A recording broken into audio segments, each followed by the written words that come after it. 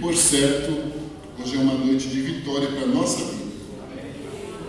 De estarmos aqui já é uma grande vitória para nós. Podemos ler, meus amados? Dizem assim: ora, quanto ao que está enfermo na fé, recebei-o, não em contendas sobre dúvidas, porque um crê que de tudo se pode comer, e outro, que é fraco, come legumes. O que come não despreze o que não come, e o que não come não julgue o que come, porque Deus o recebeu por seu. Quem és tu, que julgas o servo alheio? Para seu próprio Senhor ele está em pé ou cai, mas estará firme, porque poderoso é Deus para o firmar. Um faz diferença entre dia e dia, mas outro julga iguais todos os dias. Cada um esteja inteiramente seguro em seu próprio ânimo. Aquele que faz caso do dia, para o Senhor faz. O que come, para o Senhor come, porque dá graças a Deus. E o que não come, para o Senhor não come e dá graças a Deus. Porque nenhum de nós vive para si, e nenhum morre para si. Porque se vivêssemos, para o Senhor vivemos. Se morremos, para o Senhor morremos. De sorte que, ou vivamos, ou morramos, somos do Senhor. Foi para isto que morreu Cristo e tornou a viver, para ser Senhor, tanto dos mortos como dos vivos. Mas tu, porque julgas teu irmão, ou tu também, porque desprezas teu irmão? Pois todos havemos de comparecer ante o tribunal de Cristo, porque está escrito: pela minha vida, diz o Senhor, que todo joelho se dobrará diante de mim, e toda língua confessará a Deus, de maneira que cada um de nós dará conta de si mesmo a Deus. Amém? A carta de Paulo aos Romanos, ela é na essência doutrinária.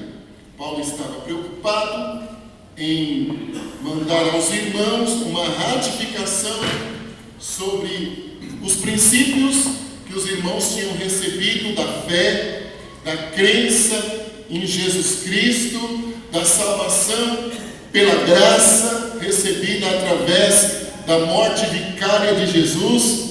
E dos capítulos 1 até o capítulo 11, ele defende a sua posição, convida os irmãos a refletirem e permanecerem firmes naquilo que tinham aprendido, porque alguns estavam tentando infiltrarem-se na igreja e com isso eles estavam desviando o foco do crescimento e da verdade bíblica que os irmãos recém-convertidos tinham recebido.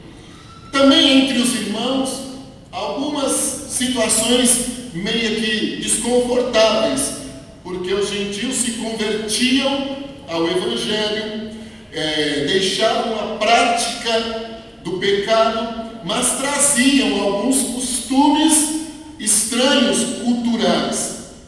E os judeus, aqueles que acreditavam em Jesus, achavam ser somente eles dignos de salvação. Eles criavam certas resenhas com este povo. E os não messiânicos, os judeus que não criam que Jesus é o Messias, também causavam algum desconforto. Então a igreja passava por um momento difícil e interessante ao mesmo tempo. São os confrontos à nossa fé que nós descobrimos quem nós somos de verdade e que nós podemos nos fortalecer naquilo que nós recebemos do Senhor e com este fortalecimento demonstrar aos demais a nossa segurança em Deus. Então, tudo tem um projeto e um propósito do Senhor. Paulo, inclusive, ele diz que todas as coisas juntamente contribuem para o bem daqueles que amam a Deus. Até mesmo as perseguições, dificuldades, a ignorância alheia espiritual, ela é uma forma também para nós olharmos e nos fortalecermos, e inclusive rendermos graças ao Senhor pelo que Ele faz em nossa vida. Paulo, do capítulo 12 a seguir até o 15 e no 16 são as considerações finais. Estes capítulos do 12 ao 15, eles trazem conselhos práticos para a vida diária dos irmãos, na convivência com aquelas diferenças que eles tinham. Então, Paulo ele se preocupou em aconselhar os irmãos a como viverem na prática a teoria da fé justificada pela salvação em Jesus Cristo. É muito interessante nós conhecermos a Bíblia, a palavra do Senhor. É muito interessante nós termos um conhecimento teórico, técnico, biblicamente falando, e em tudo que nós nos dedicarmos, é muito importante o conhecimento técnico, teórico. Mas, às vezes, quando nós precisamos viver, praticar aquilo que a teoria nos ensinou, se nós não tomarmos cuidado, nós entramos em confronto conosco mesmo. Porque a prática parece, em alguns instantes, ser muito diferente da teoria. E a prática ela é adquirida com a experiência, com o dia a dia. Tem uma irmã lá atrás. Ela é a Liliane do Everton. Levante a mão. Isso. É o seguinte.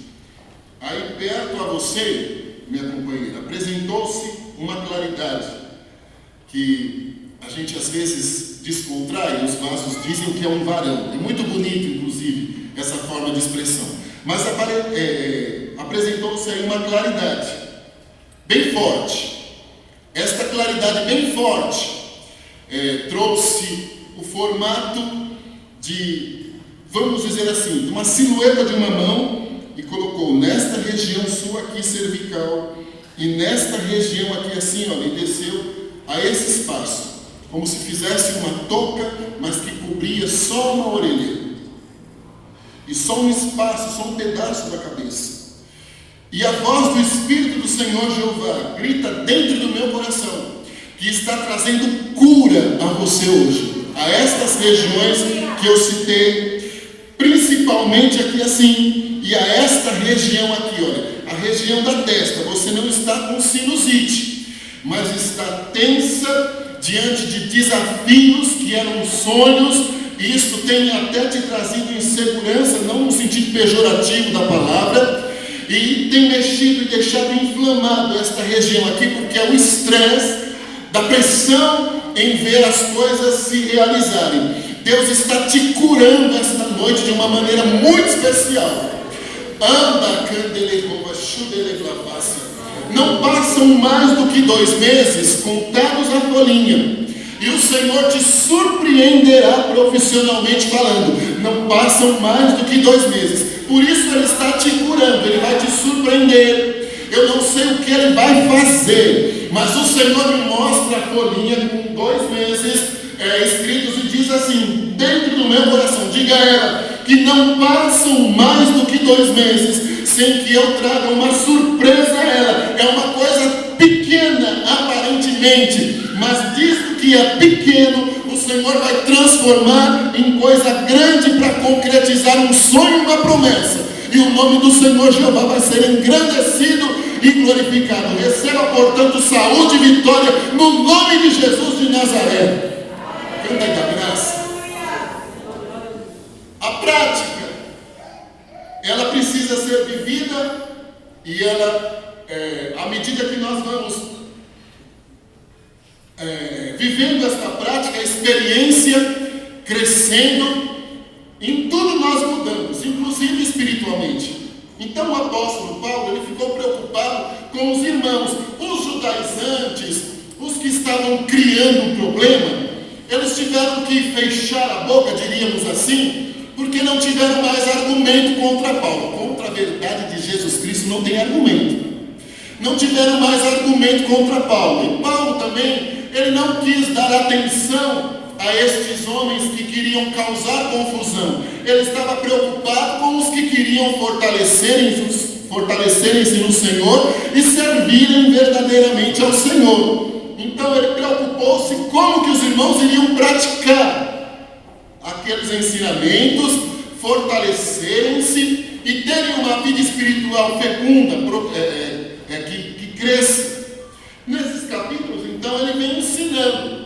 Primeiro, no capítulo 12, ele fala sobre o verdadeiro culto, que é um dos versos mais bonitos, o culto que devemos apresentar ao Senhor, o nosso culto racional. Depois ele fala sobre o amor, o fervor, a forma que os irmãos deviam se portar.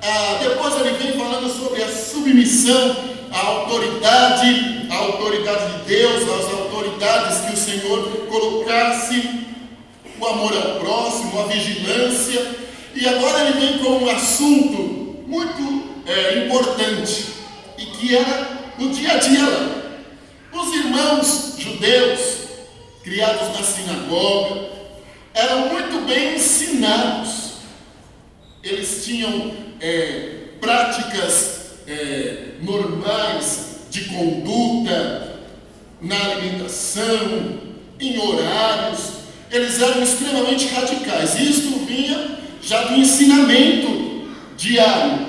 A criança pequena já era ensinada pelo pai a ter aqueles rituais, aquelas normas. Até mesmo hoje, inclusive a comunidade judaica serva do Senhor Jesus Cristo, ela mantém algumas normas culturais, procedimentos que inclusive são muito bonitos, mas que nós que somos brasileiros não vamos conseguir nos encaixar tão fácil ali, porque temos os hábitos totalmente diferentes.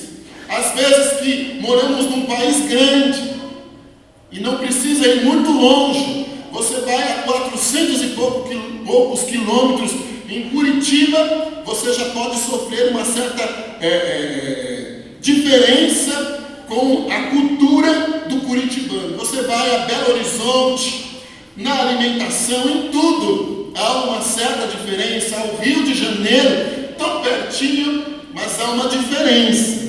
Esses irmãos, eles passaram a ter problemas culturais, que eram coisas pequenas. Os gentios, recém-convertidos, achegados à graça, eles não tinham este hábito, nem alguns não eram tão higiênicos quanto os judeus, e quando se reuniam na casa do Senhor, ao invés de adorarem ao Senhor, como Paulo ensinou no capítulo 12, eles discutiam estas normas. E Paulo então ele vem dizendo que os irmãos precisavam, os judeus precisavam receber muito bem aqueles gentios, porque eles eram fracos, imaturos. Quando ele diz enfermos, ele diz de forma espiritual. Eles ainda não têm toda a estrutura, toda a base que vocês têm, e por isso chegam aqui e causam estes atritos. Eles tinham um dia de adorar ao Senhor, tinham a hora de adorar ao Senhor, e mesmo não cumprindo os rituais da lei, não sendo judaizantes, que praticavam a lei como forma de chegar-se ao Senhor e receber a salvação como obra da salvação, eles mantinham aqueles padrões que eles tinham aprendido, e isso causou problemas diante da igreja. E Paulo ele vem dizendo aos irmãos para que eles exercitassem a tolerância. Não é algo muito simples conviver com diferenças, não é algo muito simples. Às vezes tolerar é suportar, é passar por cima, não é algo muitas vezes simples de ser vivido. Mas Paulo dava este conselho e dizia aos irmãos que tudo estava glorificando o nome do Senhor. O que só comia legumes era a forma dele acreditar, glorificava o nome do Senhor. Aquele que gosta de um bom churrasco era a forma dele acreditar, não cometendo uma heresia ou fugindo dos padrões bíblicos, ele glorificava o nome do Senhor. o que só comia com a hora programada, ele glorificava o nome do Senhor. Aquele desorganizado que almoça às 8 da manhã e toma café meio-dia, também glorificava o nome do Senhor. Então Paulo queria dizer aos irmãos: vivam a tolerância, suportem os mais fracos, os mais necessitados, porque em tudo Deus está sendo glorificado em vós. E Paulo dizia que todos caminhavam para um mesmo objetivo, para uma mesma meta, e que tudo em nós glorifica o nome do Senhor. Vivos, mortos, em tudo Deus está sendo glorificado na nossa vida. E diante do Senhor não existem estas diferenças. E ele dizia: um dia diante do Senhor todo joelho se dobrará, toda língua confessará que Jesus é o Senhor para sempre. Aleluia! Louvado seja o nome do Cordeiro de Deus que venceu. Louvado seja o Senhor. Deus não está me dizendo que a mãe da Talita, que eu não lembro o nome, mas eu sei do pai, que é Juarez. Deus não está... Elienai, e é muito bonito. Irmã Elienai, Deus não está me dizendo que a senhora sente tontura, mas também Ele não está me dizendo que a senhora não sente tontura. Eu estou contemplando aqui como se um aparelho de pressão estivesse nos olhos da senhora, e eles são empurrados para dentro dos olhos da senhora. Nem o oftalmologista faria isso. Eles são empurrados para dentro dos olhos da senhora, porque eles precisam chegar a esta região aqui de forma interna e curar a senhora. É o que Deus está fazendo. Ele está empurrando 2 instrumentos cirúrgicos do céu, canta e da graça, e eles estão curando, eles estão curando os olhos da senhora por dentro. Então não vai haver mais dor de cabeça, não vai haver mais mal-estar, que inclusive provoca até mal-estar, sensação de enjoo quando se alimenta. Não vai haver mais, porque a origem do mal está sendo curada pelo Senhor dos exércitos esta noite, e o nome do Senhor vai ser engrandecido nessa história. Louvado seja o Cordeiro de Deus que venceu.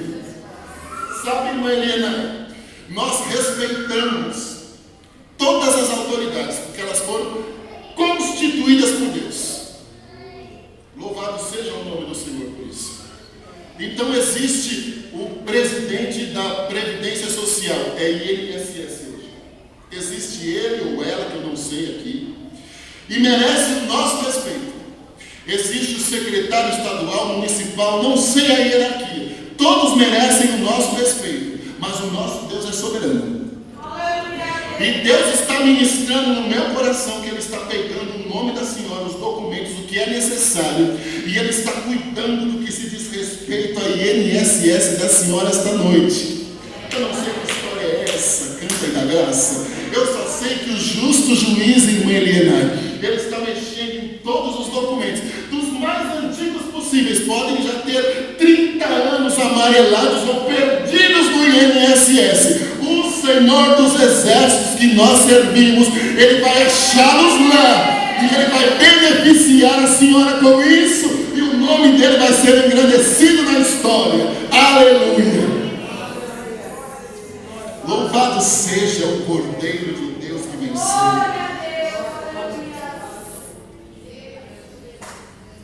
Louvado seja o nome do Senhor dos Exércitos.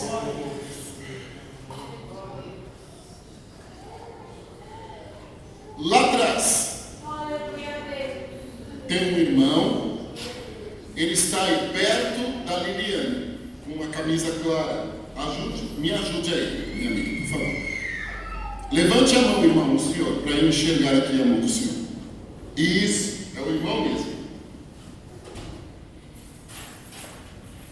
É muito difícil, e eu não tiro a sua razão, é muito difícil viver o que tu estás vivendo agora.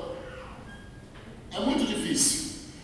Servir um Deus justo, ter certeza absoluta que crê num Deus justo, ter convicção plena que o Deus justo ouve, que o Deus justo caminha contigo, mas está aparentemente em meio a uma injustiça fora do comum, em volta de ti profissionalmente, financeiramente falando. Existe uma sensação de injustiça fora do comum. Os anos estão se passando, o tempo parece que voa, e é bíblico isso, e a aparente injustiça está aí. Mas eu tenho uma notícia para te dar. Armas de Deus nem sempre são armas que nós pensamos que Ele vai usar. Armas de Deus. Armas que Deus viu condições através das mesmas de trabalhar contigo. Trabalhar, me permita a expressão, não é te expondo ao ridículo, mas são as armas que Deus viu, e olha, Deus é soberano, mas são as armas que Deus viu para trabalhar no seu temperamento, trabalhar no seu caráter, mudar os seus valores, te ajudar a tolerar situações, te prender com uma cola que você não consegue soltá-la de maneira alguma, e forja uma forma espiritual em ti, diferenciada, que glorifique o nome dele e que te dê base para viver o período de justiça que ele vai trazer. Deus será justo. Ele te aguarda com surpresas. Em um dia que não passou por tua cabeça de forma surpreendente, não tem como imaginar. Ele te aguarda com surpresas.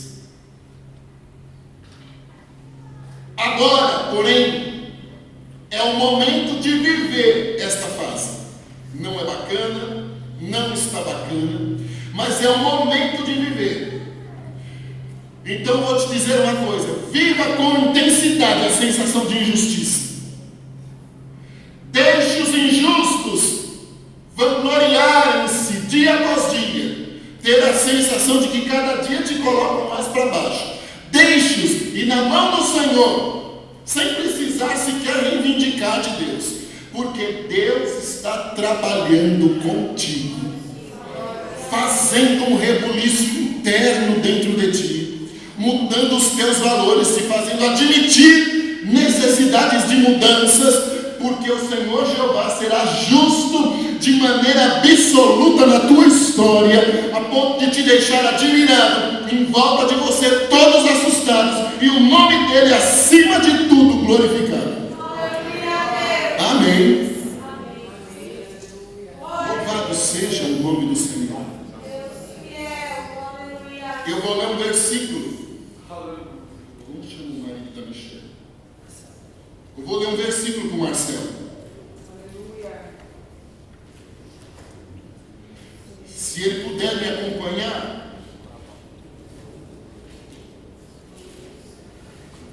64:4 de Isaías. Não era o que você queria ouvir, não. Mas ele diz assim, ó: porque desde a antiguidade não se ouviu, nem com os ouvidos se percebeu, nem com os olhos se viu um Deus além de ti, que trabalhe para aquele que nele espera. Esperar no Senhor é o que Deus manda dizer a você. Você já sabe. Queria algumas coisas para amanhã. Não consegue aparentemente sair de um círculo. Diz que o Senhor tem feito promessas grandes, e Ele tem. Aí entra num processo interno que é o seguinte: me aproximei mais dele, procurei servir melhor, deixei deixei coisas para trás, mas eu estou ainda na fila de espera. E a sua vez parece que está longe de chegar, é o que você enxerga, aquela fila infinita, longe de chegar. E quando enxerga pertinho, parece que vem um varão, te puxa, te coloca lá no fim de novo. Isso já são 2 anos e é a mesma história, a mesma coisa, a mesma coisa, a mesma coisa. E o varão parece que te põe no último lugar da fila. Mas eu acabei de ler um Deus que trabalhe.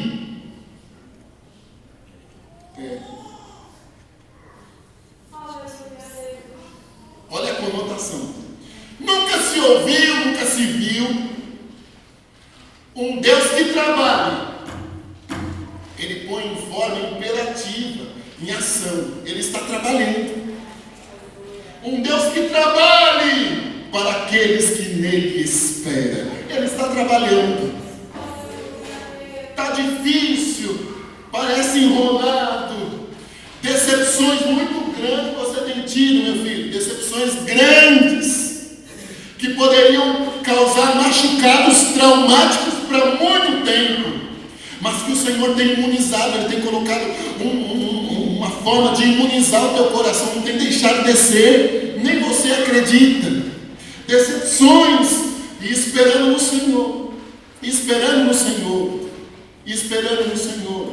Já o teu organismo sente as pressões de esperar, não está com saúde circulatória como tinha, então sente mal-estar nas pernas, que não é comum, mal-estar nos braços, sensação de canseira, mas o Senhor está curando você hoje. Ele está sendo o seu cardiovascular. Canta aí da graça. Você está nas pernas, principalmente na perna esquerda, você está com varizes internas estouradas, vasinhos estourados, que provocam dor, repuxões, assim, lateja, coisa que eu posso não saber expressar corretamente. O que importa é que o Senhor está sendo o seu cardiovascular, e cada uma dessas coisinhas aí, dessas veinhas que estão aí inflamadas e com dificuldade do sangue circular, uma agulha invisível do céu vai passar por dentro delas e vai liberar o fluxo sanguíneo, o inchaço vai sumir, até uma sensação de que está ficando escurecida. Canta da graça.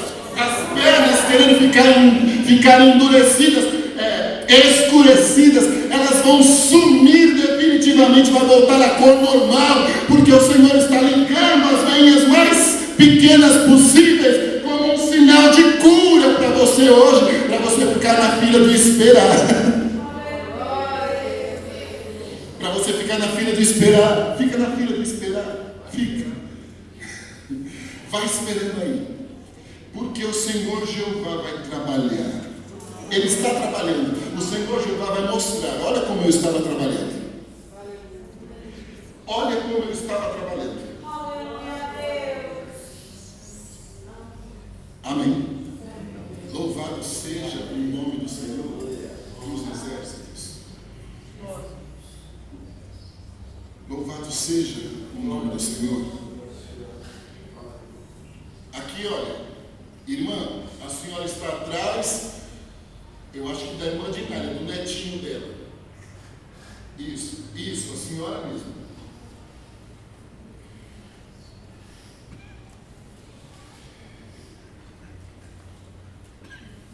Pode se preparar, porque em tua casa haverá um banquete. Um banquete espiritual.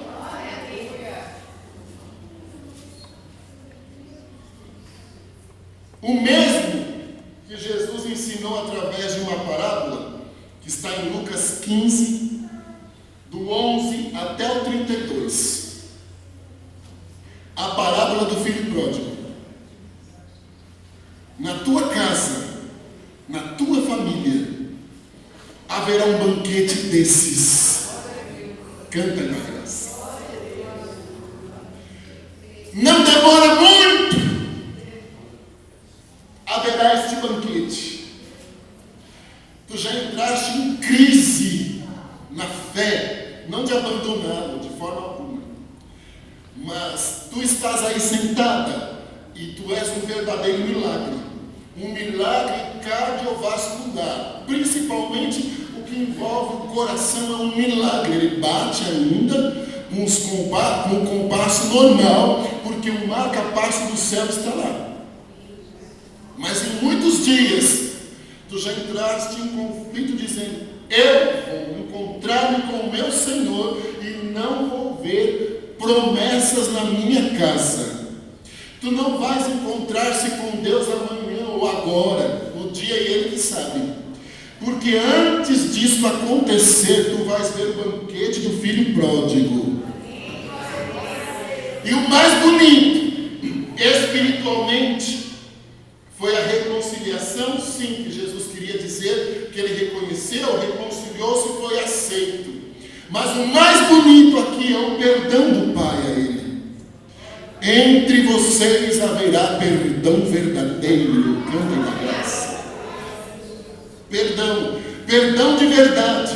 Sentimentos serão arrancados com uma atitude espiritual que o Senhor vai dar ordem a alguém tomar. Sabe, serão arrancados com mão forte, sentimentos que não são bons, de mágoas, de ressentimentos, coisa do tipo, e o nome do Senhor Jeová engrandecido vai ser nisso. Amém. Louvado seja o Cordeiro de Deus que venceu. Irmãos, eu quero convidá-los a ficarem em pé, por favor.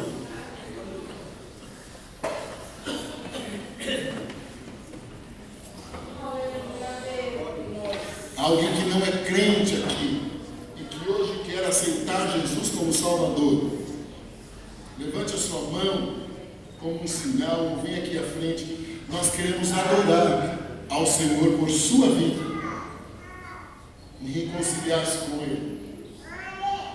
Não há. Aqui, ó, a sobrinha da Rosana, que eu esqueci o nome, mas é ela. Eu contemplo o seguinte: uma placa, aqui assim, uma placa, na tua garganta, nesta região, uma placa. É posta esta placa na tua garganta. E a voz de Deus me diz que está fazendo uma grande obra de cura aqui, nesta região sua. No que se diz respeito às glândulas da tireoide, elas estão sendo visitadas pelo Senhor hoje. E com isso Deus vai colocar ordem no teu organismo desorganizado. O Senhor vai fazer o teu organismo organizar-se. Inclusive, vamos dizer assim, no aspecto do humor, no dia a dia, e também ele vai tirar uma irritação por poucas coisas e uma sensibilidade também. Você está extremamente sensível a qualquer coisinha em volta e irritada, com o humor oscilante. É uma coisa que não era característica e tornou-se nos últimos tempos característica, que te deixa assustada. E também com impressão de dor pelo corpo. Não está doendo, mas dá uma impressão de dor pelo corpo todo, e de manhã já levanta com a canseira, como se não tivesse dormido. Deus está regularizando a origem do mal, as glândulas da tireoide, e com isso tudo vai entrar no eixo, toda a função hormonal vai se adaptar a uma condição normal, e o nome do Senhor Jeová será engrandecido na tua vida. Amém? Irmão, se você crê na vitória em vir aqui à frente para nós orarmos ao Senhor, saia do seu lugar, venha até aqui que nós queremos orar por você.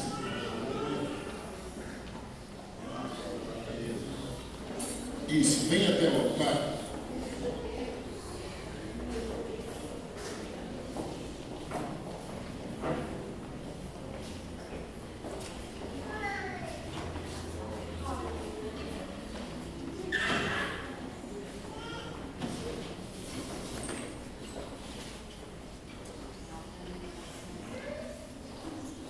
Louvado seja.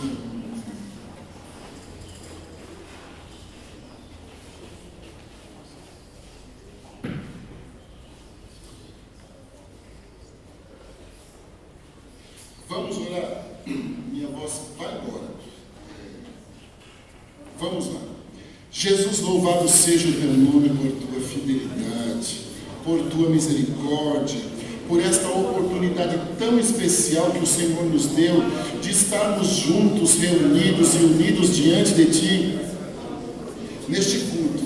Te louvamos pela palavra que o Senhor tem nos dado. Eu te peço uma bênção especial a cada um dos teus servos que estão aqui à frente. O Senhor é quem conhece a necessidade de cada um, das famílias representadas. Ao pastor Sérgio, guarda, cobre debaixo do teu manto sagrado. A todos os obreiros aqui, concede a bênção e a vitória, repreende o mal. Que muitos testemunhos possam haver do que o Senhor tem feito hoje entre nós. E somente o teu nome seja glorificado acima de tudo. No nome de Jesus, nós já te agradecemos. Amém, Jesus. Amém, meus irmãos.